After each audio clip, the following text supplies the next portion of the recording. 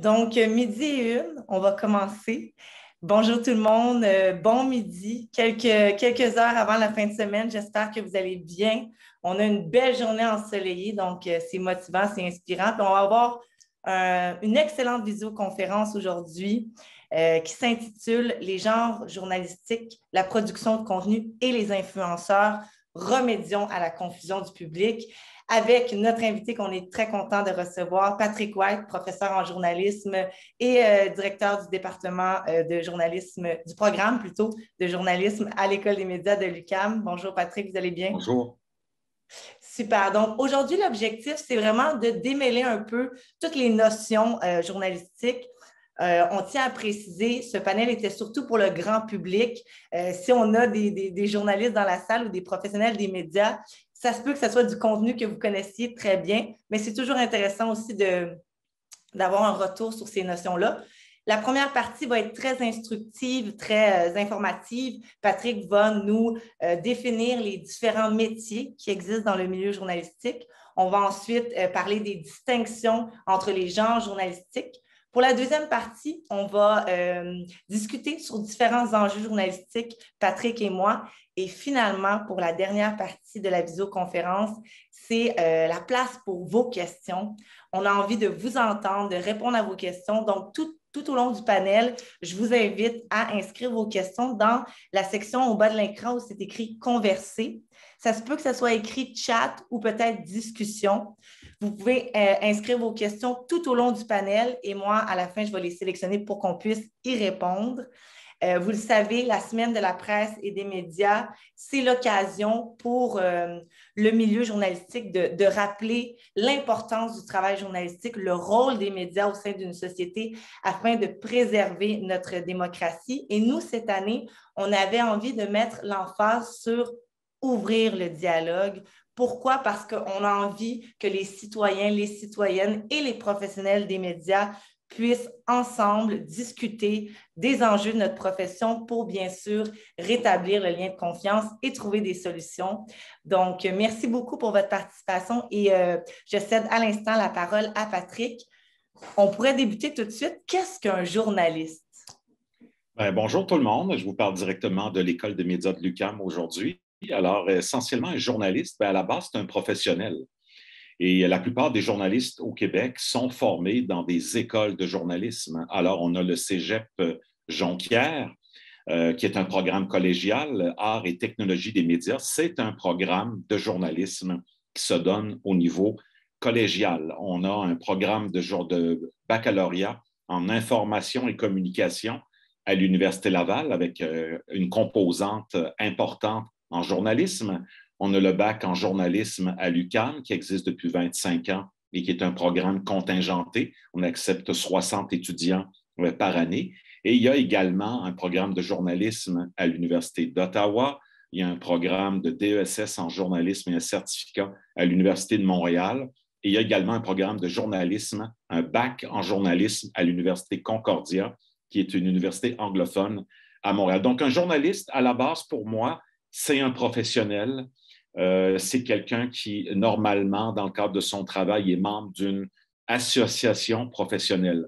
La Fédération professionnelle des journalistes du Québec, à peu près 2000 membres. Ça vous donne une carte de presse. Cette carte de presse-là vous permet de vous identifier lors des conférences de presse, lors des manifestations, et c'est de plus en plus demandé comme une carte d'identité en raison des enjeux de sécurité qui touchent les personnalités publiques et les journalistes. Il y a également une autre fédération de journalistes qui s'appelle l'Association des journalistes indépendants du Québec. C'est pour les journalistes qui sont pigistes, donc qui n'ont pas d'employeur principal. Ils sont à peu près 200, 300. Et la FPJQ, c'est à peu près 2000 journalistes. Alors évidemment, il n'y a pas de corporation professionnelle au Canada ni au Québec pour les journalistes. Alors un journaliste, c'est quelqu'un qui est un professionnel, qui recherche la vérité, qui vérifie l'information avant publication, qui respecte un code d'éthique parce qu'il y a un code d'éthique dans chacun des médias d'information au Québec et dans le reste du Canada. Il y a un code d'éthique de la Fédération professionnelle des journalistes du Québec. Il y a un code d'éthique au Conseil de presse du Québec. On va parler de tout ça tantôt. Donc, un journaliste est là pour fouiller de l'information, faire des demandes d'accès à l'information, représenter le public et diffuser ensuite l'information, poser des questions. Évidemment, un journaliste est là pour vérifier tout ça et ensuite diffuser du contenu sur plein de plateformes, presse écrite, Internet, radio, télé et de plus en plus le multiplateforme à travers la vidéo, à travers les réseaux sociaux. Alors, un journaliste, à la base, c'est un professionnel. On n'est pas obligé de faire une école de journalisme. Ça peut être quelqu'un qui a fait le droit, par exemple, quelqu'un qui a fait son barreau, pourrait devenir un très, très bon journaliste parce que le droit mène à tout. Quelqu'un qui a fait sciences politiques aussi, ou sciences humaines, ou même histoire, géographie. Souvent, ça va mener vers le journalisme, évidemment, dans les qualités requises, la débrouillardise, être curieux, souvent aussi maîtriser 2 langues. Au Canada, en Amérique du Nord, c'est très pratique et même quand on doit faire des appels à l'étranger ou même à l'extérieur du Québec. Donc, un journaliste, beaucoup de travail sous pression. C'est des médias qui fonctionnent la plupart presque 24 heures sur 24. Alors, il y a beaucoup de journalistes la nuit qui travaillent, par exemple, à la presse canadienne ou chez Québécois. Donc, évidemment, un journaliste a subi beaucoup, beaucoup de pression à cause du stress et évidemment, il doit maintenant alimenter plein de plateformes. Moi, je dirais qu'aujourd'hui, un journaliste au Québec fait le travail de 4 personnes en 1990. Alors, un journaliste, ce qu'il vise, c'est l'objectivité, bien qu'on sait très bien que l'objectivité n'existe pas vraiment dans la mesure où chaque journaliste a un background personnel, familial, des études, quel type de parents qu'il a eu, les études qu'il a eues, évidemment dans quel quartier il a vécu. Un journaliste, il vise par contre l'objectivité, il vise la neutralité, il veut donner les 2 points de vue de la médaille, mais il rapporte des faits. Si quelqu'un nous dit la Terre est plate, je ne pense pas qu'on va lui donner la parole, malheureusement, parce que ce n'est pas basé sur des faits scientifiques. Si on a quelqu'un qui nie l'existence des changements climatiques, bien, il y a beaucoup de gens, beaucoup de médias qui ne vont pas lui donner la parole parce que le réchauffement climatique est documenté au plan scientifique depuis les années 60. Alors, il y a plein de types de journalistes. Hein. Il y a des journalistes qui couvrent les parlements. On les appelle les correspondants parlementaires. On a des journalistes judiciaires qui sont postés dans les palais de justice importants au Québec. On a des journalistes qui sont à l'Hôtel de Ville, à Québec, à Montréal et ailleurs, qui couvrent à temps plein le journalisme municipal. Et on a plein de journalisme, des journalistes qui couvrent le monde culturel, tout ce qui est un peu art de vivre, lifestyle, la mode, la beauté, la restauration, la bouffe. C'est un type de journalisme aussi. Et on a des journalistes qui couvrent l'environnement, la technologie, qui couvrent l'éducation. Dans chaque média, il y a des spécialisations. Donc, il y a plein de types de journalistes et on a aussi des journalistes généralistes. Ça, c'est ceux qui couvrent un peu tout, qui vont couvrir les faits divers, par exemple, qui vont aller couvrir des conférences de presse, des manifestations. Ça, c'est ce qu'on appelle les journalistes généralistes. Après ça, on a des journalistes qui font surtout de la télé, d'autres qui font plus de radio. Il y a également la presse écrite, mais qui est vraiment devenue de la presse numérique aujourd'hui. Puis on a évidemment dans les corps de métier de journalistes, on va en parler tantôt, des recherchistes. Un photographe est un journaliste. Un caméraman est un journaliste aussi. Donc, on va parler de tout ça tout à l'heure. Donc, à la base, un journaliste, c'est un citoyen, un professionnel qui produit du contenu et de l'information selon des normes et des standards avec un code d'éthique. Après ça, bon, est-ce que le militantisme est compatible avec le journalisme? Est-ce qu'on peut accepter qu'un journaliste soit militant? Alors, en principe, je dirais non. C'est-à-dire qu'un étudiant en journalisme ou un journaliste n'a pas le droit de participer à des manifestations, par exemple, sauf s'il est là uniquement pour couvrir un événement. Mais il y a des médias militants, comme par exemple au Canada anglais, il y a un média anglophone qui s'appelle Rebel News. C'est tous des anciens journalistes de Québécois, des journaux Sun et de Sun TV. Alors, ils sont extrêmement à droite, ils sont très conservateurs, ils sont très rebelles, ça s'appelle Rebel News. Ils ne reçoivent aucune subvention à l'aide aux médias. Vous savez qu'il y a de l'aide aux médias au Canada et au Québec pour pallier la baisse des revenus publicitaires parce que les Google, Amazon, Facebook de ce monde ont siphonné 81% des revenus publicitaires au Canada du côté numérique dans les 10-12 dernières années. Donc, Rebel News, eux, ils sont vraiment dans l'activisme. Ils sont anti-Trudeau, ils sont ouvertement pour les camionneurs, ils ont le droit, c'est totalement légitime, mais c'est un média qui fait du journalisme militant. Alors ça existe, mais c'est quand même assez marginal au Canada parce que la conception nord-américaine du journalisme, c'est un journalisme qui diffuse des faits, qui contre-vérifie les informations et qui, évidemment, vise la neutralité et l'objectivité. Après ça, un journaliste engagé, est-ce que ça peut exister? Oui, mais encore là, c'est un journaliste, normalement, selon les codes d'éthique, ne doit pas donner son opinion, ni dans les réseaux sociaux. En privé, à la maison, il n'y a pas de problème, mais en public, c'est non. Donc, un journaliste engagé, oui, peut-être comme Christopher Curtis, qui est un journaliste québécois, qui a une infolettre, une newsletter sur Substacks. Et lui, essentiellement, il a quitté le Montreal Gazette, la Gazette de Montréal, il y a 2 ans, pour être à son compte. Et il est un journaliste engagé. Il donne son opinion. Il se retrouve souvent dans des controverses sur Twitter ou ailleurs, mais il assume ses opinions et c'est un journaliste engagé pour la justice sociale. Il y a d'autres journalistes comme ça au Québec, comme Judith Lucier, qui est une journaliste, qui est une écrivaine, une conférencière, qui a une très, très belle plume, qui écrit des essais, qui écrit des biographies, qui est chroniqueur au Journal Métro. Alors, Judith Lucier, elle fait du journalisme, c'est du journalisme engagé et c'est identifié comme tel. Elle est chroniqueur, elle donne son opinion personnelle.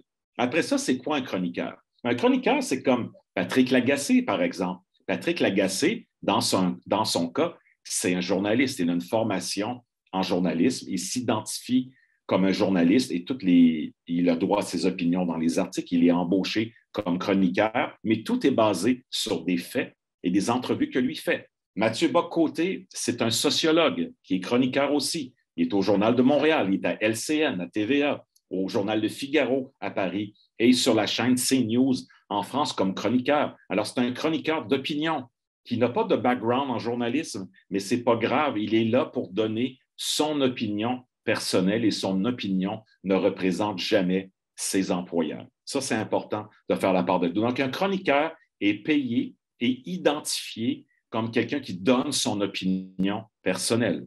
Est-ce qu'il y a trop d'opinions au Québec? Probablement que oui.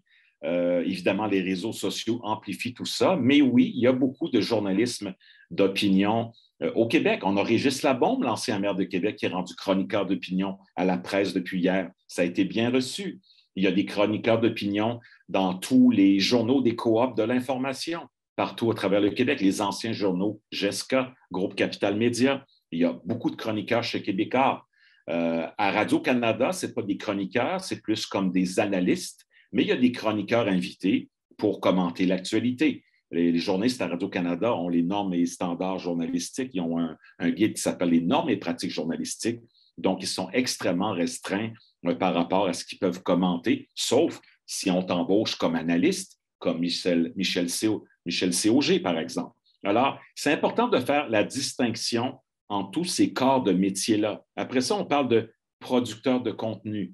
Effectivement, Valérie, c'est là que la ligne est plus grise, la zone est plus grise. Bon, des producteurs de contenu, ça peut être des gens qui font uniquement du copier-coller, qui vont copier-coller des contenus qui viennent des agences de presse, comme la Presse canadienne, l'agence QMI, Reuters, l'AFP, Bloomberg, l'Associated Press. Alors, ils vont faire des jobs un peu plus de mise en ligne, un peu plus mécaniques, mais ça n'empêche pas que plusieurs d'entre eux sont des éditeurs, des membres de la FPJQ. Donc, eux, ils vont produire du contenu. Pourquoi je parle de zone grise? Parce qu'il y a des contenus publicitaires aussi qui existent, ça s'appelle du contenu de marque. Alors, ces contenus-là sont identifiés comme tels, comme du contenu publicitaire. Du contenu de marque, c'est ce qu'on appelait autrefois des publi-reportages. Une marque s'associe à un contenu journalistique et ces contenus-là sont produits la plupart du temps par des journalistes pigistes qui sont à l'extérieur de la salle de nouvelles. Donc, producteurs de contenu, il y en a qui produisent du contenu vidéo, du contenu pour les réseaux sociaux. Et si ce contenu-là n'est pas vérifié par des professionnels avec des normes, avec des codes d'éthique, bien, dans ce cas-là, ce n'est pas du travail journalistique. Après ça, c'est quoi un blogueur? Ben, c'est quelqu'un qui a un site personnel ou un site d'information où souvent il va donner son opinion et souvent, c'est des collaboratifs, donc des gens qui sont bénévoles, ils vont écrire des articles. Donc souvent, les blogueurs ont une certaine influence. C'est beaucoup moins important que dans les années 2000 ou 2010. Les blogs sont un peu en perte de vitesse au Québec, mais quand même, un blogueur, ce n'est pas nécessairement un journaliste, mais il y a beaucoup de journalistes qui ont des blogs et qui sont spécialisés là-dedans. Encore là, il faut voir c'est quoi la démarche, puis est-ce que c'est un contenu qui est critique ou c'est uniquement des publi-reportages. Après ça, c'est quoi un éditorialiste? Un éditorialiste, c'est quelqu'un qui donne son opinion dans le cadre de l'opinion d'un média d'information. Alors, par exemple, chez Québécois, il n'y a pas d'éditorialiste, il n'y en a jamais eu, il n'y en aura jamais. Au Journal La Presse, il y a des éditorialistes qui donnent leur opinion, mais il y a un cadre également au Journal La Presse. Donc, souvent, il y a certains éditoriaux à l'occasion qui vont représenter l'opinion du propriétaire. Par exemple, quand il y a des élections fédérales ou des élections provinciales ou municipales, mais ça tend à disparaître de plus en plus. Au Devoir, il y a eu des éditoriaux en faveur du référendum sur l'indépendance en 1995. Le Devoir s'est prononcé en faveur de la souveraineté du Québec. Mais ça, c'était en 1995. Et c'était l'éditorialiste en chef ou l'éditeur à l'époque. Aujourd'hui, c'est Brian Mize. Et Brian Mize et plein d'autres personnes sont éditorialistes au Devoir. Ils donnent le point de vue du journal et leur point de vue personnel également. Donc, un éditorialiste puis un chroniqueur, ce n'est pas la même chose. Mais ces éditorialistes-là sont tous des journalistes et ont des formations en journalisme. Et souvent, c'est des gens qui sont en mi-carrière ou qui ont au moins 10, 15 ans, 20 ans d'expérience derrière la cravate. Après ça, on continue dans la zone grise. Valérie, un influenceur. Alors oui, on a des journalistes qui sont influents, Patrick Lagacé, par exemple, mais les influenceurs, souvent, ce sont des gens qui sont là parce qu'uniquement ils sont connus, qui sont des vedettes, et ils vont diffuser de l'information personnelle pour divertir les gens sur TikTok ou sur Instagram. Et si c'est du contenu publicitaire, c'est tout le temps identifié comme tel. Si quelqu'un, un influenceur québécois qui est passé à Star Academy ou à Big Brother Célébrité ou Occupation Double, ben, ça va être identifié comme du contenu de marque avec Adidas ou une autre marque. Donc, c'est important de voir que la majorité des influenceurs n'ont pas de background en journalisme, que la plupart sont là à titre personnel et que oui, il y en a qui ont beaucoup d'influence parce qu'ils ont des centaines de milliers, voire des millions d'abonnés. On les appelle influenceurs et c'est un phénomène qui s'est beaucoup développé dans les 5, 10, 15 dernières années. Et il y en a qui font leur revenu avec ça parce qu'il y a un partage des revenus avec Facebook, avec Google, Instagram, YouTube, évidemment, pour le contenu vidéo, et TikTok qui se développe en ce moment. Donc, c'est pas mal ça la tournée, Valérie, pour tout ce qui est les types de corps de métier en journalisme. Et j'aurais une question pour toi, Patrick, parce que au Québec, comme il n'y a pas d'ordre qui regroupe les journalistes, il y a bien sûr la Fédération professionnelle des journalistes du Québec qui regroupe les journalistes, mais ce n'est pas un ordre. Donc, j'imagine que quelqu'un pourrait se dire journaliste et ça ne serait pas illégal, contrairement à une personne qui ne fait pas partie de l'Ordre des psychologues du Québec ne peut pas porter le titre de psychologue. Oui, alors c'est un problème. C'est une profession très libérale. À la FPJQ, on n'a jamais réussi à faire approuver le projet de corporation professionnelle pour les journalistes. Donc, c'est une profession qui est ancrée dans le 19e siècle, pas ce qu'on fait en ce moment, mais c'est une profession qui est très, très libérale au plan des idées, au plan philosophique. Et pour le moment, cette idée-là d'ordre professionnel n'a pas d'unanimité au sein de la profession, loin de là. Alors, effectivement, la bonne nouvelle, c'est qu'il y a un tribunal d'honneur qui s'appelle le Conseil de presse du Québec où les citoyens ont le droit de faire des plaintes. Il y a également le poste d'ombudsman à Radio-Canada qui reçoit les plaintes du public. Alors ça, c'est deux tribunaux d'honneur où un journaliste ou un chroniqueur peut recevoir un blâme s'il y a eu des imprécisions dans un article, s'il y a eu de la diffamation, s'il y a eu des exagérations ou si ce n'est pas basé sur des faits, il va y avoir un blâme. Et ce blâme-là est public, là, c'est diffusé. Il y a un communiqué du Conseil de presse qui est sorti hier, plusieurs décisions, et ça, c'est public. Et évidemment, c'est une manière d'évaluer et de juger le travail journalistique. Super. Maintenant, les genres journalistiques, hein, parce qu'il y a différents textes journalistiques qui n'ont pas tous le même objectif. Oui, effectivement.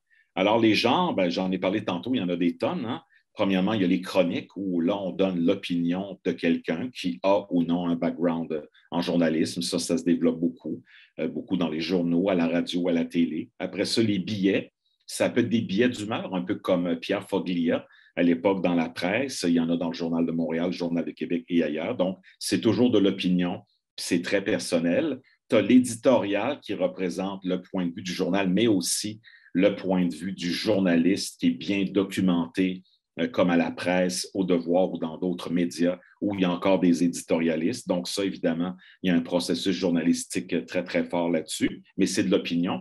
Après ça, tu as aussi le critique.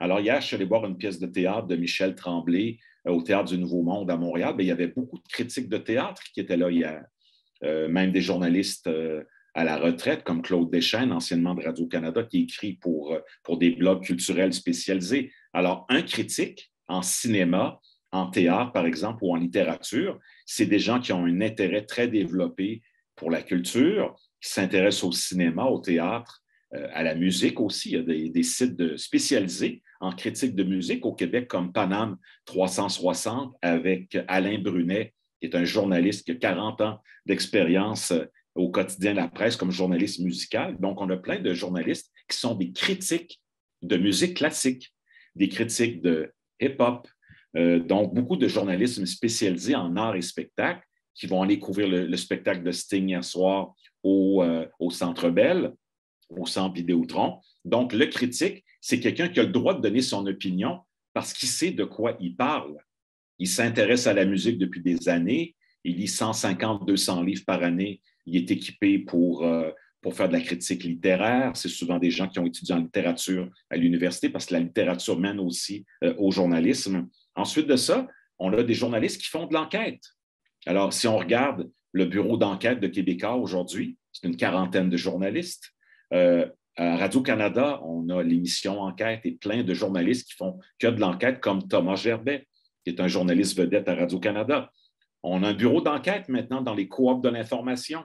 Ils sont 8 journalistes. Le Devoir a un bureau d'enquête depuis 1 an ou 2 avec 3 ou 4 personnes. C'est dirigé par Stéphanie Vallet. Donc, le journalisme d'enquête se développe. On vient de lancer un centre francophone de journalisme d'enquête et de données à l'UQAM. Et on a embauché à l'UQAM, par exemple, Kathleen Lévesque de la presse, qui est rendue prof maintenant chez nous et qui vraiment supervise les cours de journalisme d'enquête. On a aussi des journalistes qui font du journalisme de données, donc qui vont creuser des bases de données et faire des extrapolations, des articles journalistiques à partir des données retrouvées dans des demandes d'accès à l'information ou dans des bases de données. Donc, le journalisme de données, on a également les journalistes qui couvrent la nouvelle. Ça, c'est les journalistes généralistes qui couvrent un peu de tout. On les appelle généralistes parce qu'ils touchent à tout. Et il va couvrir un congrès de bioterrorisme le vendredi. Le samedi, c'est un congrès de la CAQ. Puis le dimanche, c'est une conférence de presse de la FTQ. Alors, c'est ça, un généraliste. Il touche à tout. Et évidemment, le journaliste, il est formé à l'université dans un domaine ou dans plusieurs domaines. Donc, il y a des gens qui saluent Mario Roy. Alors, Mario Roy, c'est un ancien éditorialiste à la presse qui est décédé hier d'un cancer. Je le salue. Alors, Mario Roy, il a été éditorialiste très longtemps à la presse, mais il a été journaliste, puis il a été correspondant parlementaire.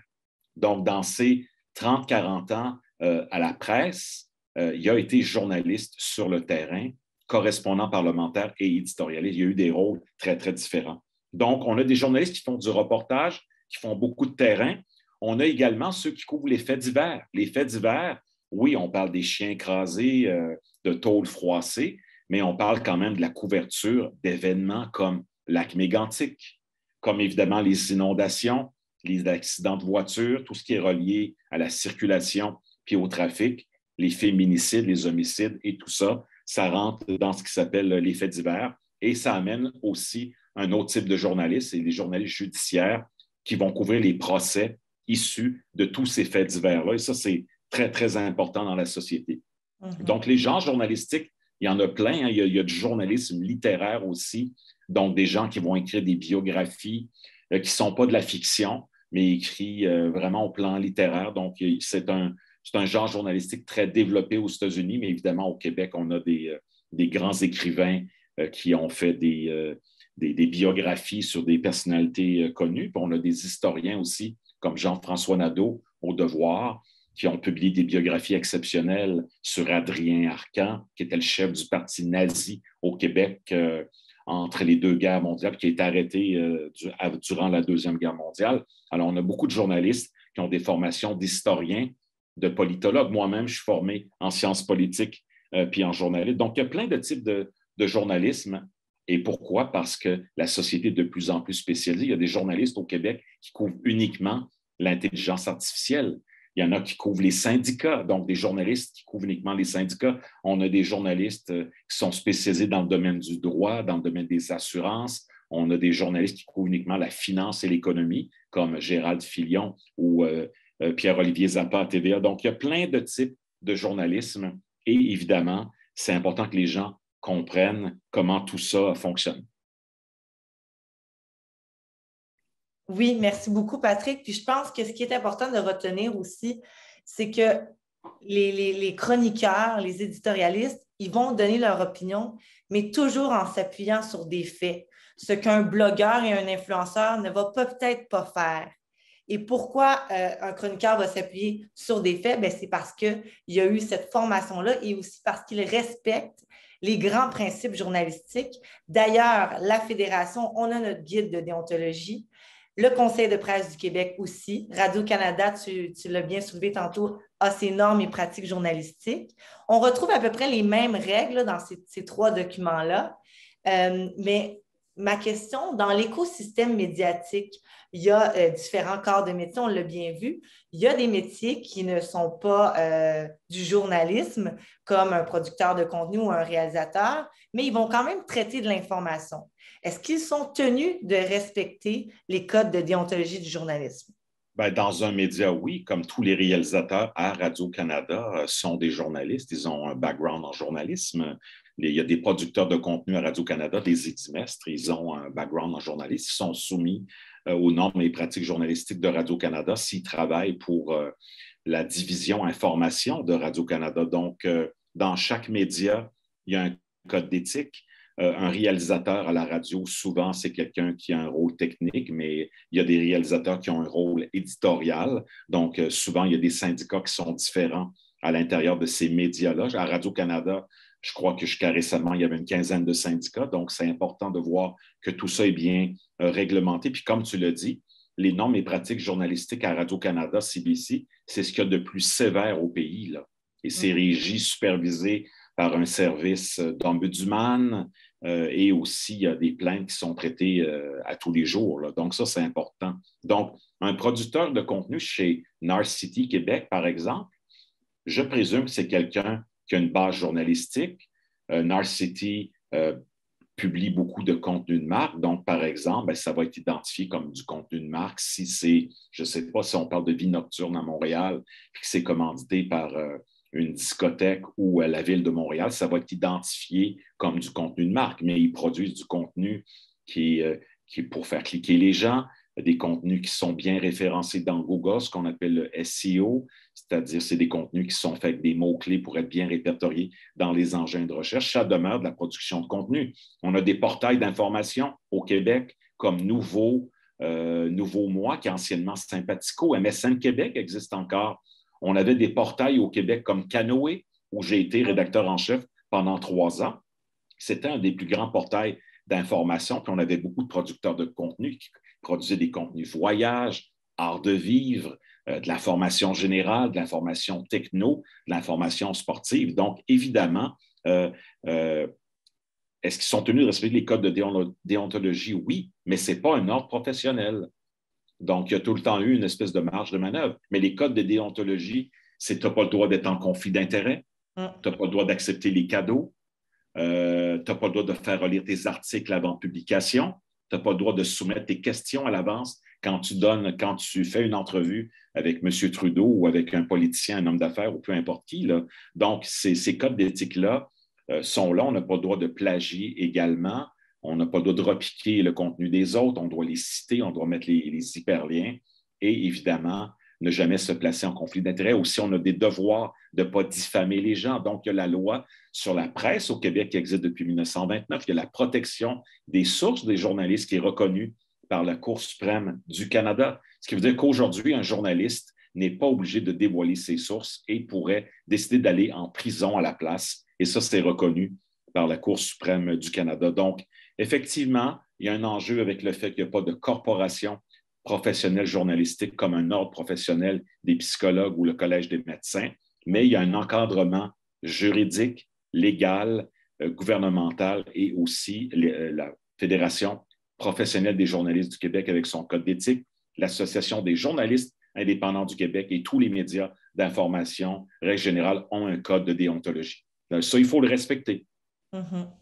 On est à l'ère du web et sur les réseaux sociaux, ce qui est très tendance depuis plusieurs années, c'est le marketing d'influence.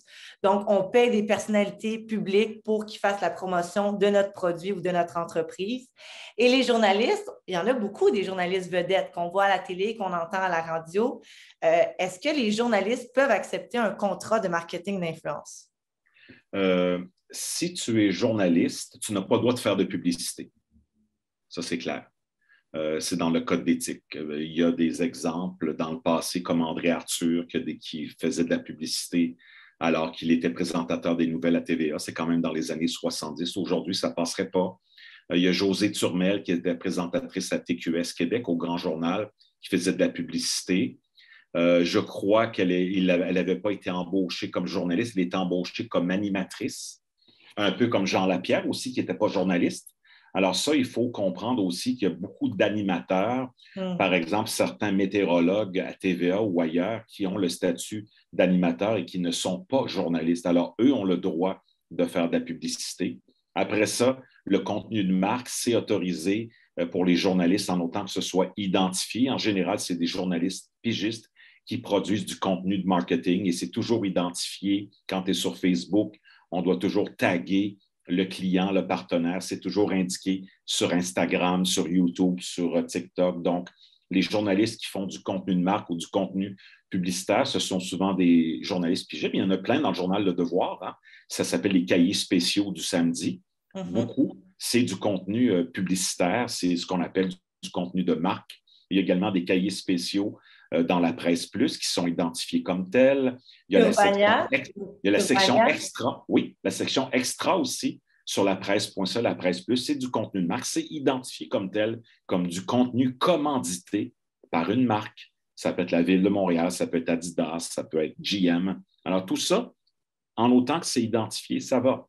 Mais un journaliste n'a pas le droit de faire de publicité, n'a pas le droit d'être lobbyiste et n'a pas le droit donc de faire du militantisme et n'a pas le droit de faire des relations de presse aussi. Tout ça est interdit par les codes d'éthique. Aujourd'hui, on voit des journalistes porter plusieurs chapeaux. On a nommé en introduction Patrick Lagacé, il est chroniqueur, journaliste, animateur. C'est même recommandé maintenant d'être polyvalent, d'être multitâche. À mon arrivée au DSS en journaliste, c'est une des premières choses qu'on nous a dit. Il faut être journaliste, vidéaste, photographe. Certains puristes croient qu'il faut à tout prix empêcher cette situation-là pour éviter la confusion des genres. Patrick, quelle est ton opinion par rapport à ça? Ben, j'en ai parlé tout à l'heure. Le journaliste aujourd'hui qui travaille au Québec, au Canada, fait le travail de 4 personnes il y a 30 ans.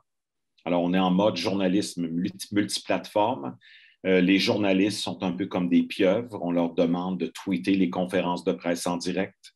Souvent, ils n'ont pas de caméraman, donc c'est eux qui doivent prendre les images s'ils travaillent à la télé, faire le montage vidéo, alors qu'avant, tout ça était fait par un monteur et il y avait des preneurs de son aussi à l'époque.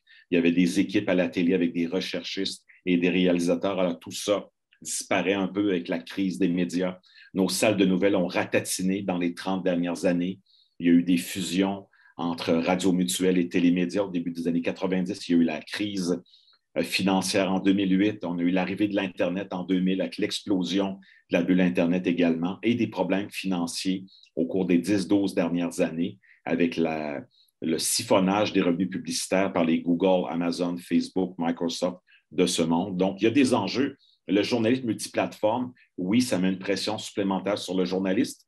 On lui demande de faire un reportage radio, peut-être de bloguer à l'occasion, d'écrire un texte rapide pour le site Internet.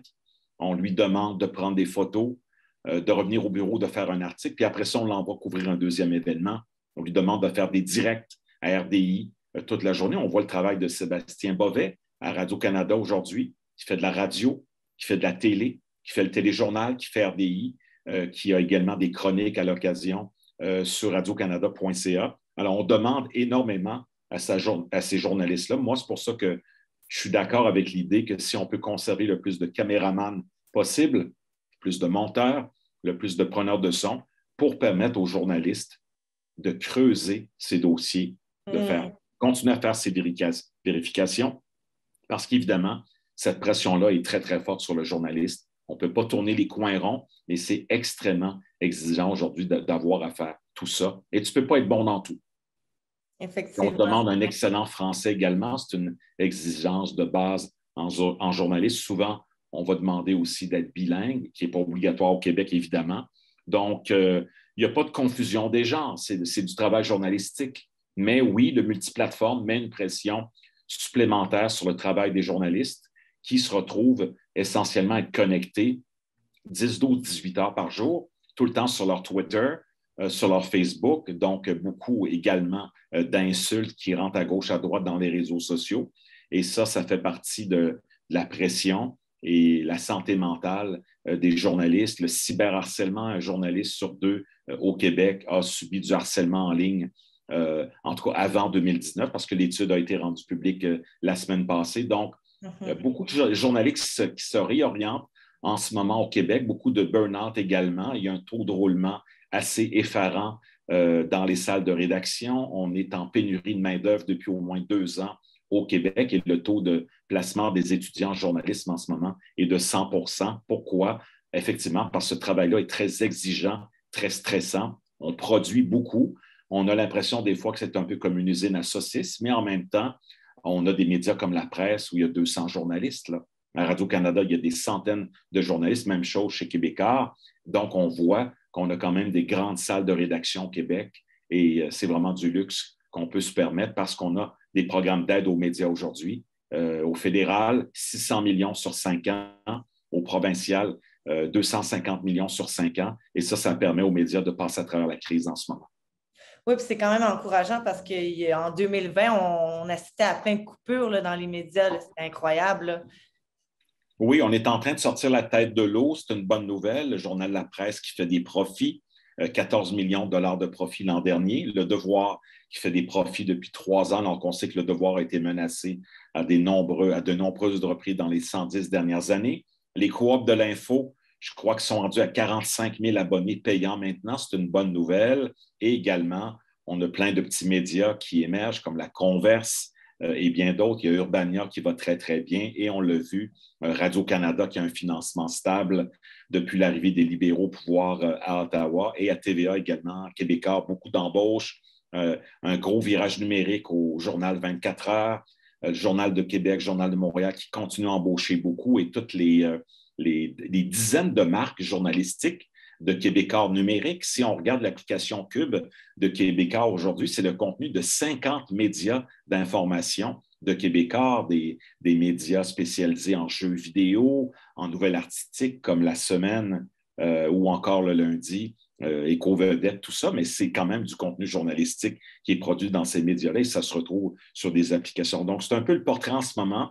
On est un peu sorti de la crise des médias. Beaucoup de publicité COVID dans les 2 dernières années, mais tout ça va arrêter très, très rapidement, probablement cette année.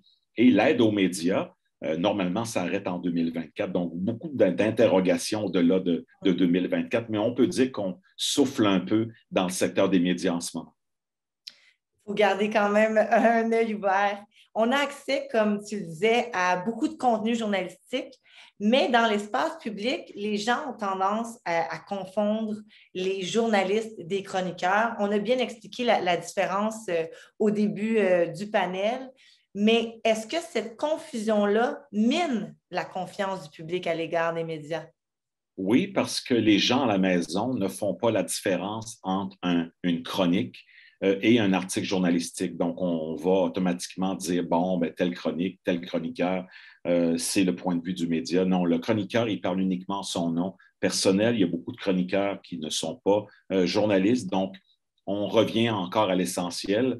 Et Michael Nguyen, le président de la FPJQ, en a parlé cette semaine. On doit vraiment profiter de l'abolition du cours ECR dans les écoles pour lancer des cours d'éducation civique aux médias, d'éducation aux médias dans les écoles primaires et secondaires. Il y a déjà plein de capsules avec 30 secondes, le CQEMI, le Centre québécois d'éducation aux médias et à l'information, qui est lié à la FPJQ. Donc, énormément d'initiatives importantes en éducation civique aux médias pour expliquer c'est quoi un journaliste, c'est quoi son code d'éthique, qui choisit les titres dans les journaux. Ce n'est pas les journalistes qui choisissent les titres, c'est des chefs de pupitre.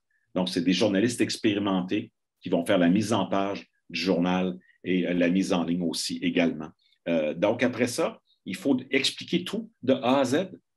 C'est quoi une école de journalisme? C'est quoi du journalisme d'opinion? La différence entre un chroniqueur puis un journaliste, entre un animateur puis un présentateur qui vont lire les nouvelles. Il y en a certains qui ne sont pas journalistes, animateurs à la météo, par exemple. Il y a certains chroniqueurs météo qui ont le statut d'animateur et non journaliste. Et c'est pour ça qu'on les voit faire de la publicité, par exemple. Il y a eu un cas récemment avec TVA Sport où un journaliste sportif fait de la pub pour Bet99.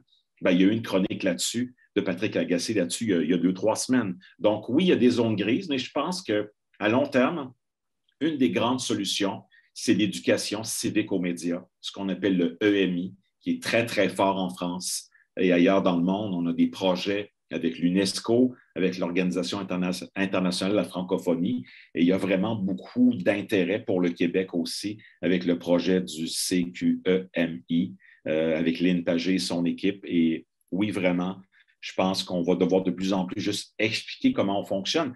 François Cardinal, à la presse, le fait chaque semaine. Il explique comment fonctionne la presse, comment se font les choix. Il a expliqué pourquoi il a nommé des nouveaux chroniqueurs cette semaine. Il explique comment on a couvert la guerre en Ukraine ou comment on a couvert la mort de Guy Lafleur. Donc oui, les médias vont devoir montrer un peu les coulisses de l'information et peut-être aussi s'intéresser davantage aux médias. Il y a très peu de médias qui couvrent le monde des médias au Québec. Mm-hmm. Puis en plus, j'anime des ateliers d'autodéfense numérique dans les écoles secondaires. Puis les jeunes sont curieux. Les jeunes ont des propos très nuancés. Puis souvent, c'est qu'ils n'ont juste pas accès à ces médias-là parce qu'ils consomment beaucoup plus les YouTubers. Donc, je suis certain que si on avait un cours sur l'éducation aux médias, les jeunes seraient interpellés, seraient intéressés, puis ça leur permettrait aussi d'avoir Oui. accès au contenu journalistique. Alors, comment détecter des rumeurs? Comment détecter des fausses nouvelles? C'est quoi de la désinformation? C'est quoi une fausse nouvelle? C'est quoi de l'information incomplète? C'est quoi de l'information promotionnelle? Donc, essentiellement, ces cours-là pourraient nous parler aussi de cybersécurité, comment se protéger. Bon, évidemment, il y a beaucoup de journalistes aujourd'hui qui n'ont pas le choix de bloquer les gens qui les insultent. Alors, qu'est-ce qu'on fait avec les trolls? Qu'est-ce qu'on fait avec la haine en ligne? Je vous rappelle qu'il y a une loi fédérale qui va être adoptée normalement cette année à Ottawa sur les contenus préjudiciables en ligne. Ça va forcer les médias d'information et les Google, Amazon, Facebook de ce monde à supprimer les commentaires haineux en temps de 24 heures. Là. Alors, la modération des commentaires en ligne va devenir un gros enjeu. Et les trolls aussi, s'il y a des menaces de mort en ligne, c'est la SQ qui débarque chez vous ou le SPVM ou le service de police de la Ville de Québec ou votre service de police local. La GRC prend ça au sérieux aussi. Donc, évidemment, s'il y a une plainte, c'est comme dans toute la société, les insultes, les injures ne sont pas acceptées. On peut évidemment critiquer des gens. Critique constructive, ça existe, mais les insultes et la haine, ça ne passe pas du tout, là. Il était temps aussi qu'on réagisse à cet enjeu-là. L'enjeu du respect de la vie privée aussi, la Oui, protection des données, tout ça, pour moi, ça rentre dans l'éducation civique aux médias. le partage d'images non consensuelles, les jeunes sont beaucoup touchés par ça. Tout ça est dans le contenu du projet de loi fédéral là, sur les contenus préjudiciables en ligne et ça va être un pas dans la bonne direction là, si c'est adopté cette année. Effectivement. On parle en ce moment là, de l'Internet, des réseaux sociaux. Et moi, ça, c'est une question que je me pose souvent, mais aujourd'hui, tout le monde peut donner son opinion, blogueur, influenceur et compagnie. Alors, des fois, je me dis, est-ce qu'on ne devrait pas miser uniquement sur un journaliste factuel à la recherche de solutions, puis peut-être laisser tomber les chroniqueurs, chroniqueuses? C'est peut-être une idée un petit peu radicale, mais c'est intéressant de se pencher sur cette question-là. Ben, en ce moment, l'opinion marche bien. On le voit dans les médias québécois, ça fonctionne bien. Ces gens-là donnent leur opinion. Souvent, c'est des opinions divergentes, donc il y a une grande diversité d'opinions. Et cette opinion-là ne représente jamais l'opinion de l'employeur. Donc, à quelque part, l'opinion peut rester. Est-ce que ce serait possible d'avoir moins d'opinions? Oui. Est-ce que c'est un vœu pieux? Possiblement. Mais avec les réseaux sociaux, tout ça est amplifié à l'extrême. Mais peut-être que oui, au lieu d'avoir 52 chroniqueurs ou blogueurs, peut-être qu'en avoir une vingtaine. C'est suffisant aussi. Alors, il y a ce danger-là que les gens ne font pas la différence entre un article de l'agence QMI, par exemple, ou un texte de la presse canadienne et une chronique de Mathieu Bock-Côté. Mathieu Bock-Côté, moi, je le respecte, c'est un sociologue. C'est quelqu'un qui a un doctorat, qui a fait des études avancées. C'est le seul Québécois qui anime une émission de télé plusieurs jours par semaine sur une chaîne d'infos continue en France, qui a une chronique au Figaro et dans plein d'autres médias français. Donc, un intellectuel québécois qui a un succès international dans la francophonie. Il écrit des livres, il fait des grandes entrevues. On peut ne pas être d'accord avec lui, mais il fait uniquement un travail comme chroniqueur d'opinion. Et également, il est sociologue, donc il a des études et il peut partager ses points de vue. Tu n'es pas d'accord, tu ne l'écoutes pas, tu ne le lis pas et tu peux aller lire d'autres médias. Plein de chroniqueurs qui se sont rajoutés récemment au Devoir dans les dernières années. Et à la presse, ben, c'est des choix de direction éditoriale. Les médias tentent de se réinventer et l'opinion est une manière parmi tant d'autres, mais il faut que ce soit identifié. Opinion, chronique d'opinion, éditorial, billet. Là, si ce n'est pas identifié, c'est là où il y a un problème. Et effectivement, si on pourrait avoir moins d'opinion, ce serait peut-être une bonne chose. Encore là, ça fait partie de l'éducation, de discuter avec les médias d'information. Et ben, quand il y a beaucoup de plaintes qui rentrent, qu'il y a trop d'opinions dans le média, peut-être qu'éventuellement, on va vouloir resserrer ça, par exemple. Je vois qu'on approche bientôt les 30 dernières minutes, donc j'invite les gens à inscrire toutes vos questions. On va y répondre dans les 10 prochaines minutes. Est-ce qu'on peut penser à des événements marquants qui démontrent que la confusion des genres a des conséquences directes dans la société? Rapidement, tu l'as soulevé tantôt, je pense à Rebel News. Beaucoup de gens pensent que c'est un média. Oui, alors c'est un média de droite qui est financé par du sociofinancement. C'est beaucoup des anciens journalistes de Québécois, Sun Media, les journaux Sun au Canada anglais et la chaîne Sun TV qui a fermé parce qu'elle perdait trop d'argent. Et Québécois s'est départi de ces médias anglophones pour des raisons financières il y a 5 ou 10 ans, je crois, il y a une dizaine d'années. Alors, qu'est-ce qui est arrivé avec le convoi des camionneurs à Ottawa cet hiver? C'est qu'on a eu des médias comme Rebel News qui était dans le militantisme et l'activisme, où on injuriait le gouvernement, le premier ministre Trudeau. Donc, on est vraiment dans un environnement où il y a de la propagation haineuse. On a diabolisé le premier ministre avec la question des vaccins, avec la question des règles sanitaires, et c'est totalement légitime d'être contre les règles sanitaires qui ont été mises en place dans les 2 dernières années. On a le droit d'être critique, mais lorsqu'on encourage la haine envers les journalistes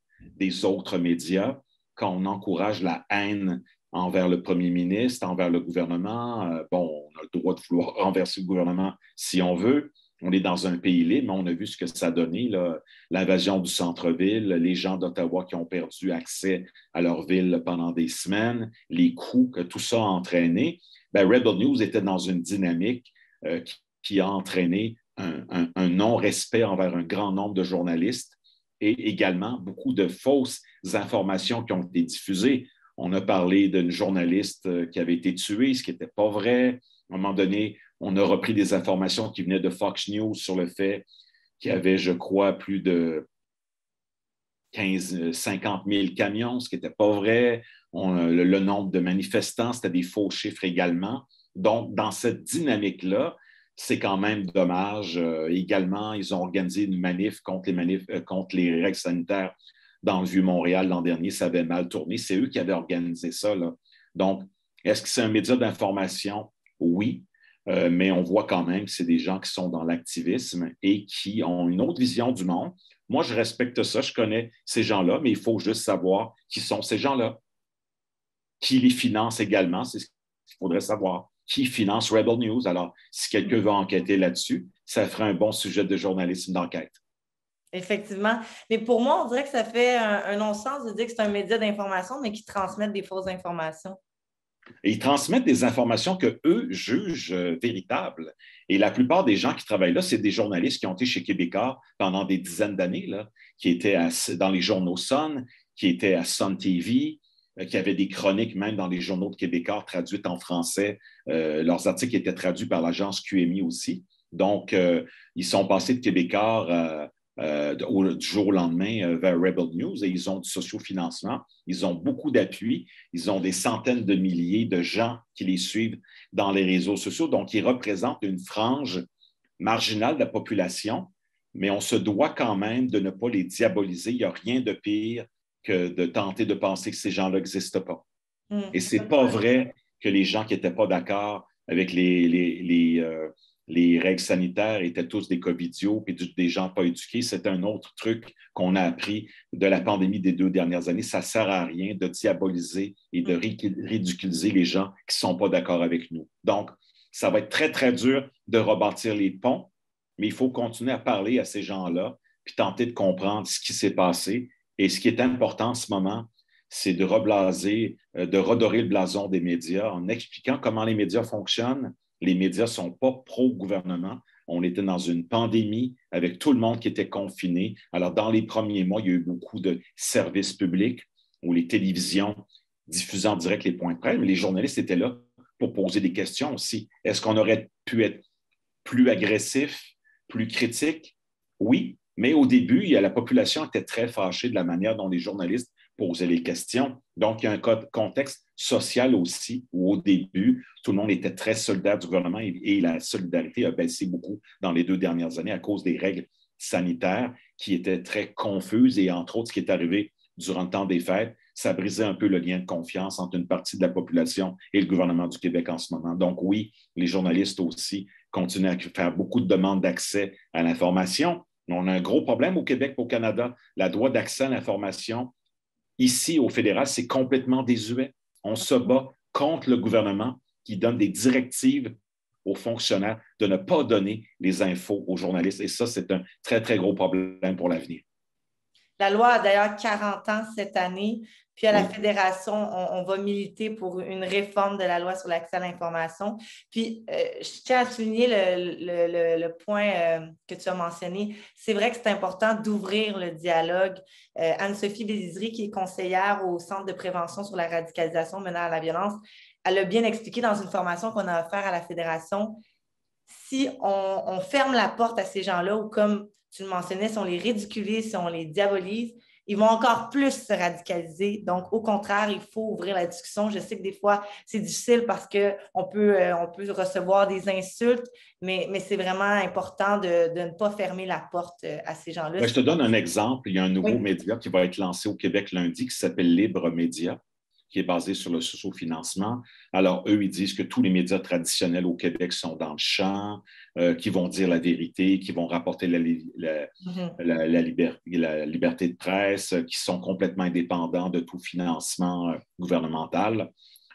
Donc, essentiellement, eux, ils se présentent comme les purs et durs du journalisme. On verra qu'est-ce qu'ils vont réussir à faire avec le 70 000 qu'ils ont levé en sociofinancement. Mais avec 70 000 en sociofinancement, tu ne vas pas très loin en journalisme au Québec.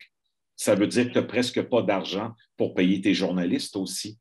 Donc, les modèles d'affaires sont à développer en journalisme. Puis également, quand tu as des chroniqueurs d'opinion polémistes, comme Jérôme Blanchette-Gravel, moi, je le respecte, ce gars-là. Je ne suis pas d'accord avec lui tout le temps. J'apprécie pas le fait qu'il collaborait avec une agence de propagande russe comme Sputnik, mais il a quitté Sputnik il y a quelques mois, aussitôt qu'il y a eu l'invasion de l'Ukraine par la Russie. Il collabore à Radio X Québec, une station de radio que je n'écoute pas. mais je respecte mes collègues qui sont à Radio X à Québec et j'apprécie pas le fait qu'on mette tous les médias de Québec dans la même étiquette de Radio Poubelle, là. Ça, c'est vrai.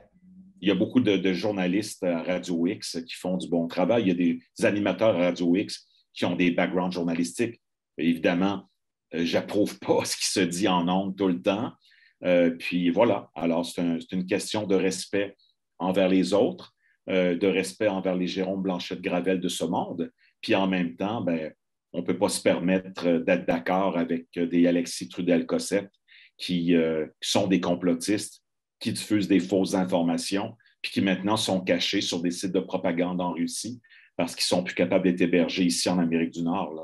Donc, les réseaux sociaux se sont quand même beaucoup réveillés dans les 2, 3 dernières années, mais ça ne va pas encore assez loin, là. Donc, j'ai une question de Thérèse David. Il y a moins de conférences de presse. Pourquoi? Moi, j'invite des journalistes dans mon cours sur les relations médias et toi. Est-ce que tu leur donnes un cachet? Moi, je leur donne des bouteilles de vin, mais certains ne veulent pas, comme Marc Cassivi. Ben, les journalistes en général vont venir bénévolement pour vous parler de leur expérience comme journaliste, tout ça. Des fois, il y a des cachets dans des colloques, des conférences. Les conférences de presse, il y en a de moins en moins. Pourquoi? En raison de la pandémie. Alors, on commence à revenir tranquillement aux conférences de presse en personne. Il y a encore beaucoup de Zoom, il y a beaucoup de colloques uniquement en Zoom, beaucoup de réunions en Zoom. Tout ça va commencer à être réduit considérablement dans les prochaines semaines, les prochains mois, les prochaines années. Mais évidemment, si on peut réduire des budgets pour des colloques et faire ça en mode hybride ou en comodal, en personne en partie, en Zoom pour d'autres, c'est une possibilité. Mais oui, moi, je déplore la déshumanisation des relations humaines dans les 2 dernières années. Ça n'a pas été facile pour personne. Les gens sont encore en télétravail 3, 4 jours par semaine. À la presse, les journalistes ont commencé à revenir cette semaine et dans les dernières semaines. C'est très dur, l'esprit d'équipe qui a été un peu perdu dans les 2 dernières années, mais on a fait des gains d'efficacité aussi puis de productivité. Donc, moi, je recommande fortement davantage d'événements en personne et d'organiser des conférences de presse en personne quand c'est important. Si vous avez quelque chose à annoncer, oui. Sinon, laissez donc tomber. Un communiqué, ça va être assez. Super. J'ai une question de Pierre Langevin. Bonjour et merci. Je comprends le journalisme de Marc. C'est généralement clairement identifiable. Quelle est votre position et possiblement la position de la FPJQ en rapport aux publicités qui sont montées comme un reportage télé sur la rue, dont l'identification du commanditaire n'arrive que très tard? Je pense bien entendu à la publicité syndicale que nous voyons actuellement à la télévision. Il faut toujours que ce soit identifié dès le début. Il faut qu'on sache que c'est du contenu publicitaire, que c'est du contenu qui n'est pas journalistique. Donc, c'est un contenu qui est promotionnel. On appelle ça du contenu de marketing. Anciennement, on disait des publi-reportages, du contenu corporatif. Ça peut être écrit par des journalistes, ça peut être monté par des gens qui ont un background en journalisme, qui vont être payés, ça paye leurs factures, mais la Fédération professionnelle des journalistes du Québec interdit aux journalistes de faire des relations publiques, de faire du lobbyisme. Donc, ça fait partie des tâches qui vont être effectuées souvent par des pigistes ou des rédacteurs qui sont peut-être membres ou non de la Fédération professionnelle des journalistes du Québec ou de l'Association des journalistes indépendants du Québec. Dans le cadre des syndicats, ben, c'est un caméraman qui va faire le montage peut-être et quelqu'un à l'interne qui va écrire le contenu. Peut-être que des journalistes à la pige vont être impliqués ou des rédacteurs qui ne sont pas nécessairement des journalistes parce qu'il y a beaucoup de rédacteurs techniques, de traducteurs également qui font partie d'autres ordres professionnels. Donc, il faut quand même penser à tout ça. Il y a des linguistes aussi, il y a des réviseurs linguistiques. Beaucoup de ces gens-là sont formés en littérature ou dans le domaine de la rédaction technique qui n'ont pas de lien direct avec le journalisme. Mais oui, le contenu doit être toujours identifié dès le début comme étant du contenu promotionnel, commandité, ce qu'on appelle aujourd'hui du contenu de marque. J'ai une question d'Elisabeth Marcoux. Est-ce qu'il y arrive que les journalistes aient un double chapeau, recherche, financement / publicité, ou ce sont clairement d'autres personnes dans l'organisation qui s'en chargent? En général, dans un média, il y a un département des ventes et du marketing qui est séparé de la salle de rédaction, ce qui n'empêche pas des rencontres occasionnelles ou régulières pour développer un plan d'affaires pour le média, un modèle d'affaires, parce que les modèles d'affaires du passé sont désuets. Pourquoi? Parce que la publicité est de plus en plus réduite dans les médias. Donc, on va de plus en plus vers les abonnements payants, vers les paywalls, vers les infolettres payantes, vers les contenus payants, les abonnements numériques. À la pièce, on a des médias qui organisent des conférences maintenant, comme InfoPresse, qui est spécialisée dans les ressources humaines. Et on a également des nouveaux modèles d'affaires où les médias vont développer des nouvelles technologies, vont automatiser des nouvelles. Donc, évidemment, le monde des médias change beaucoup à vitesse grand V. Et c'est ça, les modèles d'affaires se développent beaucoup en ce moment. Super. Je ne vois pas d'autres questions pour l'instant. Est-ce qu'il y a des gens qui avaient d'autres questions? N'hésitez pas, on a encore plusieurs minutes, on peut répondre à vos questions. Ça peut être des commentaires aussi, je peux lire vos commentaires. Alors, si on revient juste sur les doubles chapeaux, Valérie, 30 secondes, le double chapeau, un journaliste, ce n'est pas un représentant en vente, il peut représenter son média. Les représentants publicitaires vont se déplacer pour les gens qui veulent acheter du contenu de marque, par exemple. Ça ne passe pas du tout par la rédaction. Ceux qui vont écrire les contenus, ce sont des pigistes à l'extérieur de la salle de nouvelles aussi. Donc, un journaliste, en tant que tel, il ne peut pas avoir deux chapeaux, là. J'ai vu que Mme David a ouvert son micro. Est-ce que vous vouliez intervenir? Bien, j'ai eu ma réponse entre-temps. Je voulais savoir si Patrick enseignait dans stratégie de production, qui est mon programme, puis Suzanne Non, pas Lortie. du tout. Moi, j'enseigne uniquement en journalisme à l'École des médias de l'UQAM. Mais on est en collaboration. On est en collaboration avec Suzanne Lortie à tous les jours, production, stratégie culturelle. Il y a des cours qui sont offerts dans les programmes de journalisme, de sciences politiques, de droit, de communication sociale et publique, de stratégie de production. On a des cours avec le programme de médias numériques également, avec plein d'autres programmes. Moi, je donne un cours Information internationale, c'est donné dans 10 programmes. Donc, on est de plus en plus dans la collaboration avec d'autres programmes. Et dans les cours de journalisme ici puis ailleurs, il y a des cours au choix, il y a des cours optionnels, des cours complémentaires et beaucoup de cours de culture générale aussi. Je suis contente parce qu'à l'automne, moi, je donne un cours qui s'appelle Mise en marché du produit culturel, donc relations de presse.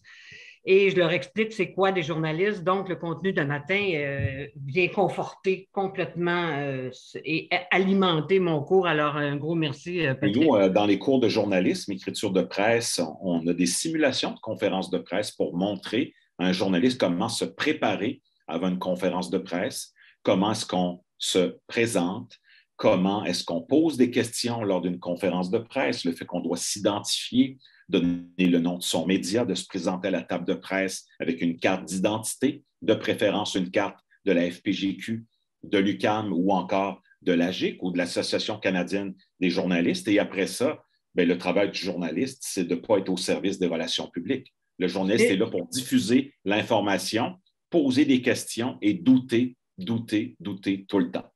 C'est exactement ce que je dis à mes étudiants. Ils ne sont pas au service les journalistes ne sont pas à leur service. Puis moi, je leur enseigne comment se préparer pour une conférence de presse, de l'autre bord de la barrière. On pourrait comparer nos bords de barrière éventuellement. Oui, puis le journaliste a aussi le devoir de rectifier le tir lorsqu'il y a des erreurs dans l'article.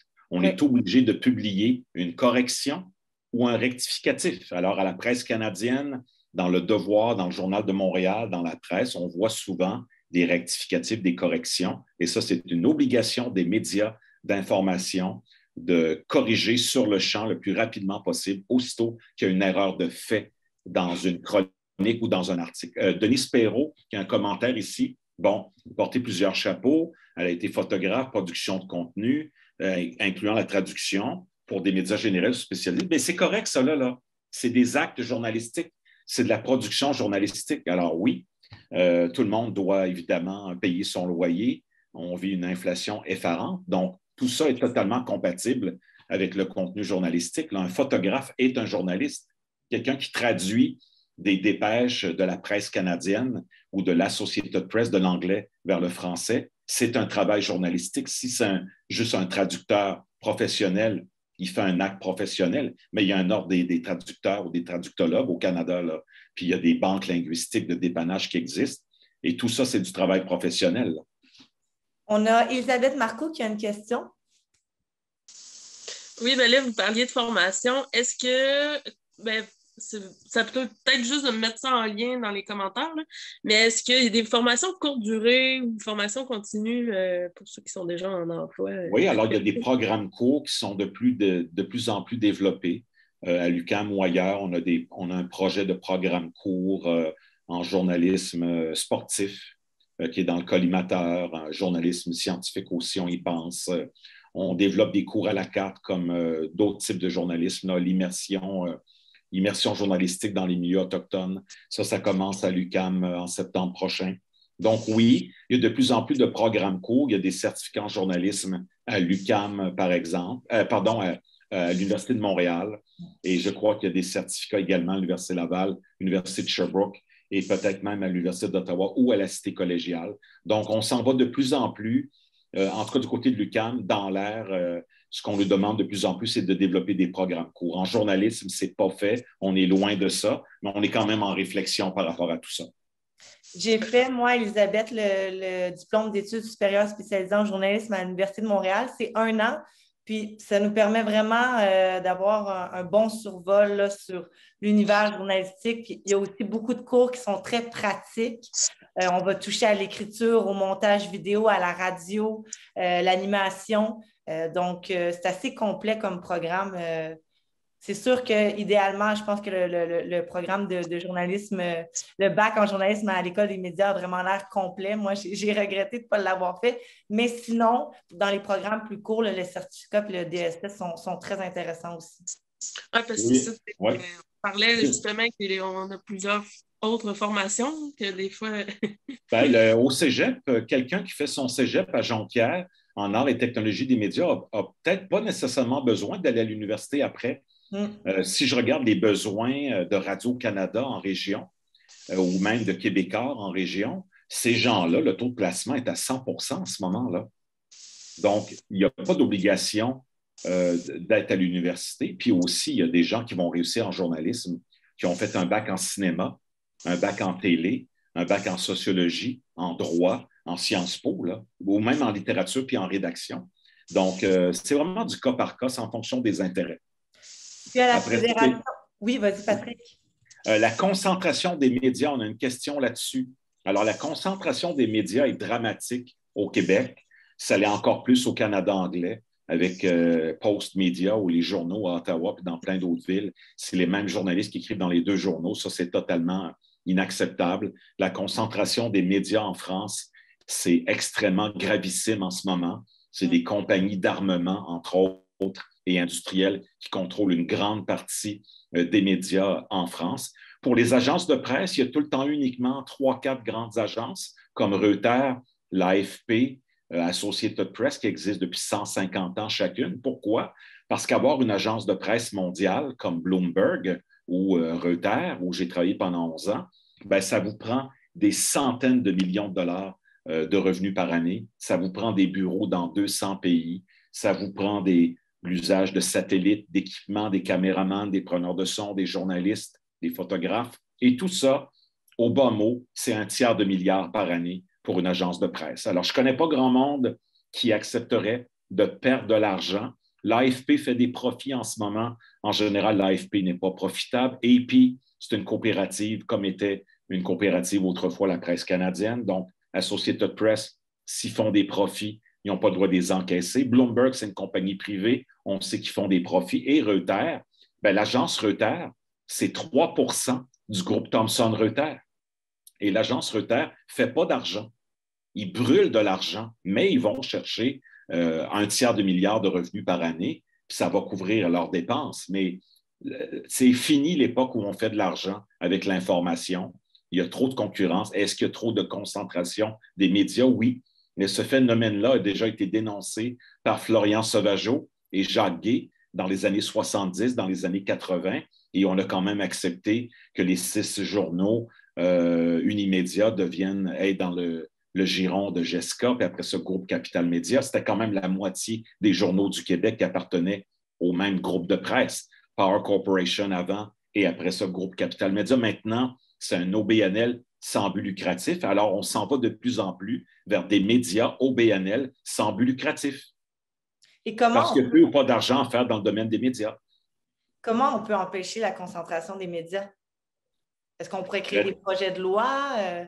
On pourrait créer des projets de loi empêchés et c'est déjà, en ce moment, ce n'est pas possible pour Québécois de posséder des stations de radio. Alors, ces règles-là peuvent paraître désuètes pour Québécois, mais vont protéger un certain développement des réseaux de radio. Comme en ce moment, on a un média qui s'appelle Arsenal Média, qui est un réseau régional de radio au Québec dirigé par Sylvain Chamberlain, un ancien patron de CKC, de Radio-Canada et de Québécois.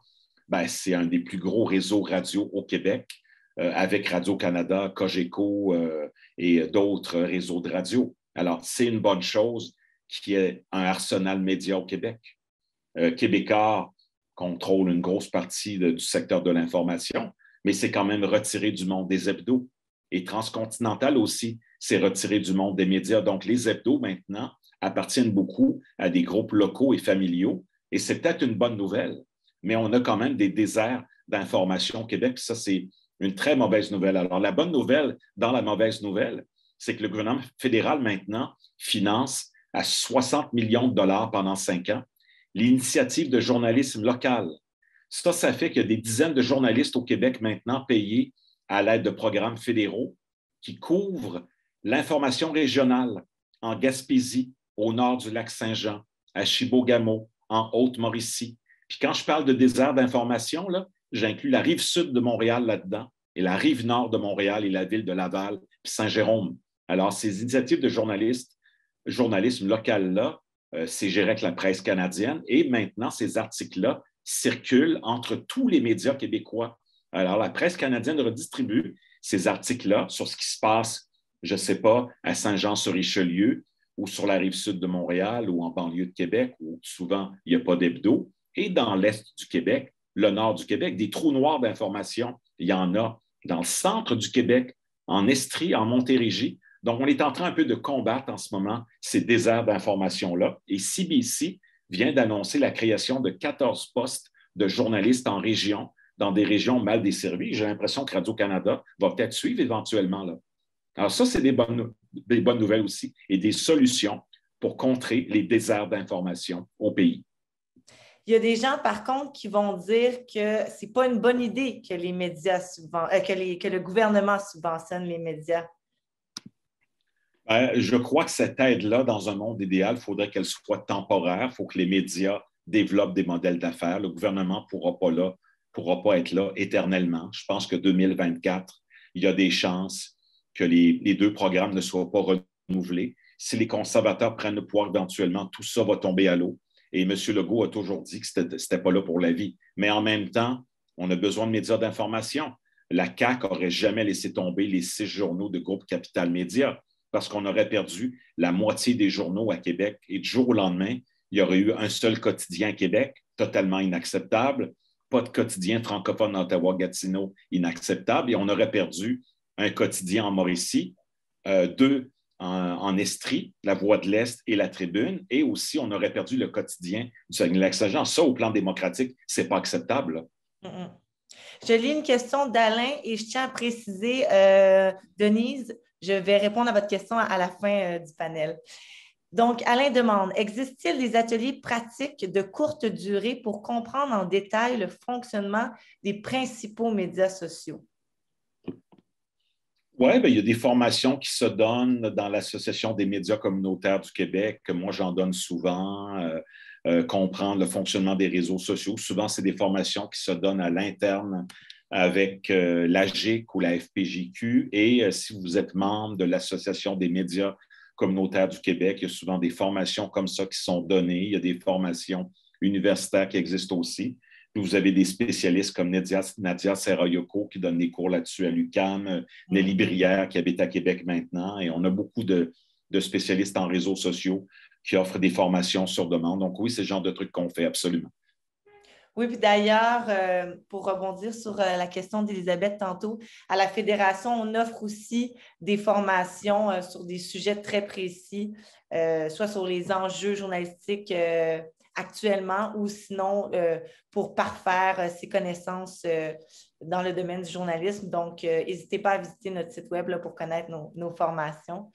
J'ai un commentaire de Pierre Mondor. Un projet de loi proposé en France dans l'information est un bien public. Refonder, pardonnez-moi, la propriété des médias. Livre de Benoît Huet et Julia Cagé, 2021. Oui, alors absolument. Donc oui, l'information est un bien public, c'est un service public, même si le média est privé. Alors, c'est un travail d'intérêt public et c'est, entre autres, encadré par le CRTC. Le CRTC force la chaîne Nouveau d'avoir des bulletins de nouvelles 7 jours par semaine. Les conditions de licence de Radio-Canada et de TVA et de Nouveau sont liées à l'information. Alors ça va continuer. Mais oui, il faut refonder la propriété des médias. Je l'ai déjà dit, on a de plus en plus de nouveaux modèles d'affaires basés sur le sociofinancement, le don des lecteurs, le don des abonnés. On a des abonnements payants, on a des paywalls, on a des médias qui maintenant organisent des événements, organisent des conférences, vont lancer des podcasts payants, des infolettes payantes et tout ça. Donc, les médias doivent développer des nouveaux modèles d'affaires et de plus en plus, on s'en va vers le modèle OBNL, organisme à but non lucratif, parce que les médias ne sont plus en posture de faire trop de profits. En ce moment, les profits qu'on voit, c'est beaucoup lié à la publicité COVID-19 gouvernementale qui va arrêter normalement cette année, et c'est l'aide aux médias qui est temporaire. C'est des crédits d'impôt sur la masse salariale qui sont temporaires jusqu'en 2024. Donc oui, on doit refonder ça et la situation est gravissime en France. Et au Québec, on voit que ce n'est pas facile. On manque de diversité dans les médias. Au Canada anglais, c'est pire avec Post Media. Le fait qu'un journaliste à Ottawa écrive le même article pour le Ottawa Citizen et le Ottawa Sun qu'un gars à Winnipeg ou une fille travaille en même temps pour le Winnipeg Sun et le Winnipeg Free Press, c'est un non-sens total, là. On ne devrait pas autoriser ce genre de croisement-là dans la propriété des médias. Ça, c'est clair. Commentaire de Mme David. La presse donne beaucoup d'avantages aux donateurs, justement des webinaires sur les médias. Oui, absolument. Il y a eu une formation la semaine dernière sur la couverture de la guerre par la presse avec ses journalistes, avec Yves Boisvert, qui est un chroniqueur renommé et très, très intéressant. Donc oui, à quelque part, si tu fais un don de 5 $ par mois à un média, bien, en retour, tu peux avoir une soirée électorale en direct uniquement pour les abonnés ou les gens qui font des dons. Tu vas avoir des conférences avec Valérie Gaudreault du Soleil qui va parler des coulisses de l'information, ou Éric Trottier du Soleil qui va venir expliquer aux abonnés payants ou aux gens qui font des dons. Donc oui, de la valeur ajoutée, ça peut être des rencontres avec des journalistes, des Zooms qui sont privés, et ça fait partie des avantages tangibles qu'on donne aux abonnés, peut-être une édition spéciale en papier sur, je ne sais pas, les 120 ans du Soleil ou autre chose. Donc, essentiellement, oui, des avantages. Tu payes, tu fais des dons. En retour, certains médias vont développer une stratégie pour garder ces abonnés-là. C'est ce qu'on appelle de la valeur ajoutée. On a une autre question de Mme Marcoux. On vous écoute. Oui, ben c'est peut-être plus réflexion. Je ne sais pas trop comment formuler en question. Par rapport à ma question de double chapeau, recherche, commandite, etc., dans les petits médias communautaires, justement, c'est toujours difficile là, de tout départager. Puis, c'est ça, mais en même temps, effectivement, il y a comme un malaise de faire ces doubles chapeaux-là. Mais en même temps, pour la survie du média, en tout cas, je ne sais pas si vous avez des pistes de réflexion. Tu sais, quand il n'y a pas nécessairement un département commandite, publicité, etc. dans l'organisme. Par exemple, les radios-médias, les médias communautaires du Québec sont tous associés ensemble maintenant. Les hebdos aussi, donc c'est de penser peut-être à des alliances de médias régionaux. Et oui, si tu es tout seul comme directrice générale, puis que c'est toi qui gères la salle de nouvelles en même temps, à Chibougamau ou à Chapais, je peux comprendre que dans un cas comme ça, c'est un manque de personnel. Puis tu es obligé de tout faire un peu. Mais en général, dans les salles de nouvelles, les services sont séparés, mais les gens se parlent pour développer des stratégies. Aller chercher des abonnés, aller chercher des revenus, organiser des événements, puis tout ça mis ensemble. Je pense que la solution, c'est de travailler ensemble. C'est de serrer les coudes, puis de faire des associations régionales ou provinciales pour aller peut-être avoir une frappe, une force de frappe. Ça peut avoir une régie publicitaire pour 5 médias dans le nord du lac Saint-Jean. Cette régie publicitaire-là va aller faire le travail pour vous. Il y a beaucoup de régies publicitaires au Québec, là. Super, merci. Concernant Patrick, j'aurais une dernière question, que je vois qu'on a encore du temps. N'hésitez pas aussi, il nous reste quelques minutes, donc si vous avez d'autres questions à nous transmettre, allez-y. J'aimerais qu'on parle du projet de loi C11. Est-ce que c'est une bonne idée que le CRTC vienne un peu réguler ce qui se diffuse sur les médias sociaux? Mais est-ce que c'est exactement ça? Est-ce que ça serait exactement ça leur tâche? Ben oui, parce que l'Internet n'est pas réglementé. La dernière réforme du CRTC et de la loi sur la radiodiffusion date de 1991. L'Internet s'est vraiment développé au Québec, au Canada, à partir de 1995. Donc, on est totalement en retard. Il faut que les Google, Amazon, Facebook, Netflix, Amazon Prime Video de ce monde soient régulés par une réglementation fédérale. Alors ça va aller de l'avant.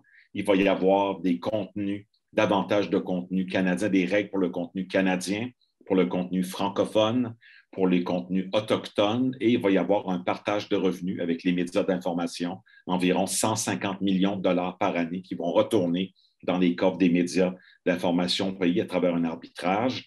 Donc oui, le rôle du CRTC va pouvoir donner des amendes maintenant, retirer des permis, retirer des licences, et ça va s'appliquer aux réseaux sociaux. Et pour le moment, ça ne s'appliquera pas aux messageries WhatsApp, Telegram et Signal, mais ça va peut-être venir plus tard. Donc oui, c'est un pas dans la bonne direction. Et je On est pense vraiment en retard sur toute la ligne. Oui, et je pense que aussi ça ne s'applique pas pour les vidéos amateurs. Les vidéos, c'est ça. Alors, quelqu'un qui Mais diffuse pourquoi, une vidéo personnelle, ça ne s'applique pas effectivement, oui. Mais pourquoi? Parce que c'est considéré comme du contenu citoyen et qu'il pourrait y avoir trop de cas de censure. Donc, pour le moment, ça ne s'applique pas. On parle de vidéos de chat, là. Okay. On parle de ça. Mais vidéo amateur, est-ce qu'on regroupe les influenceurs là-dedans? Les influenceurs vont être inclus dans la loi, oui. Donc, ils vont devoir rendre des comptes, absolument. Super, OK. Je lis un commentaire de Thérèse David. Je dis à mes étudiants qu'il y a un mur entre l'éditorial et la publicité. Exemple, un producteur de spectacle annonce dans la presse et la critique démolit le show. J'ai vécu quelquefois, est-ce encore d'actualité? Oui, les salles de rédaction sont étanches. Les critiques de théâtre, de cinéma, de musique ont le droit de critiquer ce qu'ils veulent. Et souvent, ça ne fait pas l'affaire des théâtres. Moi-même, j'ai plusieurs collaborateurs qui ont publié des articles sur des pièces de théâtre décevantes dans certains théâtres montréalais. Puis on a même déjà reçu des mises en demeure parce qu'il y a beaucoup de théâtres à Montréal ou ailleurs qui n'acceptent pas les critiques. Donc oui, ça fait partie de ça. Puis il y a eu des relations très difficiles entre le quotidien Le Devoir et Robert Lepage, parce qu'il y avait un critique de théâtre qui démolissait tous les spectacles de Robert Lepage dans les années 80, 90, 2000. Alors, ce journaliste-là n'est plus à l'emploi du Devoir, là. Alors, c'est un critique de théâtre extrêmement sévère. Et oui, il y a des exemples comme ça, mais la rédaction est séparée de la publicité, sauf dans le cas des cahiers spéciaux et des publi-reportages qui sont identifiés comme du contenu de marque. Sinon, c'est complètement séparé. Il n'y a pas de garantie d'article, même si tu achètes de la pub dans le journal. Super. Patrick, si tu avais un petit dernier mot pour conclure le panel d'aujourd'hui. Diversifions nos sources d'information. Si vous avez un petit 5 $, contribuez à votre hebdo local, faites un don au Coop de l'info, encouragez des médias qui émergent comme la Converse. Au Canada anglais, on a Narwhal qui se développe beaucoup, le National Observer, donc les médias citoyens. Évidemment, en autant qu'ils aient des principes journalistiques. C'est juste de lancer un média pour dire que tous les autres médias, c'est des traîtres et ils ne font pas du bon travail. Là, je ne suis pas d'accord avec ça. Mais vraiment, il faut s'informer. Restons critiques, restons curieux et il faut vraiment continuer à douter, douter et douter. C'est ça la base du journalisme. Et un gros oui à l'éducation civique aux médias dans les écoles primaires et secondaires pour remplacer les cours ECR. C'est très bien dit. Merci beaucoup, Patrick, pour ton immense savoir. C'est incroyable toutes les informations qu'on a eues aujourd'hui, la précision, la rigueur, une bonne capacité aussi de vulgariser. Merci infiniment. Bonne fin de semaine, tout le monde, et à bientôt. Oui, je tiens juste à préciser, avant de fermer le Zoom, qu'il nous reste 2 panels demain, 2 panels hybrides. Donc, vous pouvez venir sur place au Grand Times Hotel de Laval. On a un panel sur comment favoriser la diversité culturelle dans nos groupes de presse et nos médias québécois. On a aussi un panel sur la confiance envers les médias, un grand enjeu qu'on voit là. On voit qu'il y a de plus en plus de méfiance à l'égard de nos médias. On veut aborder cette question-là, cet enjeu-là. Ce panel-là va d'ailleurs être animé par Marie-Louise Arsenault. On a d'autres intervenants et intervenantes super intéressants à écouter. Donc, je vous invite, si vous ne pouvez pas venir sur place, le lien Zoom va vous être envoyé lors de votre inscription. Et comme l'objectif de la Semaine de la presse et des médias est d'entrer en contact avec les citoyens et citoyennes, n'hésitez pas à partager nos informations, nos activités plutôt sur vos réseaux sociaux ou d'en parler à vos proches. Merci encore une fois pour votre participation. Et un dernier merci à Patrick. Je vous souhaite une excellente fin de journée et une belle fin de semaine. Bonne fin de semaine, tout le monde. Merci. Bye bye. Un gros merci. Bye, salut.